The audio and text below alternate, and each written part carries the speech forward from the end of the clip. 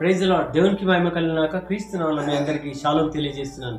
దేవుని వాక్యం చెప్తుంది, మీ తండ్రి కనికరము గలవాడై ఉన్నాడు గనుక మీరు కూడా కనికరం కలిగి ఉండుమని దేవుని వాక్యం సెలవిస్తుంది. లూకా సువార్త 6వ అధ్యాయం 37వ వచనంలో దేవుని వాక్యం ఏం సెలవిస్తుందో ఒకసారి చదవమ్మా. తీర్పు తీర్చకుడి, అప్పుడు మిమ్మల్ని గూర్చి తీర్పు తీర్చబడదు. నేరము మోపకుడి, అప్పుడు మీ మీద నేరం మోపబడదు.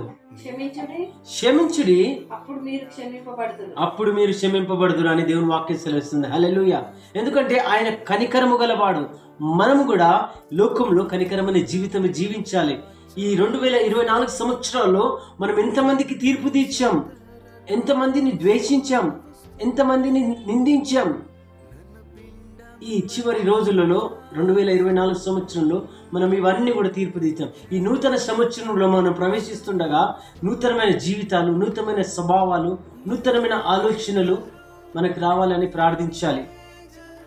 ఈ 2024 సంవత్సరంలో ఇంకా ఎవరినైతే నువ్వు క్షమించలేదో వారందరినీ క్షమించు.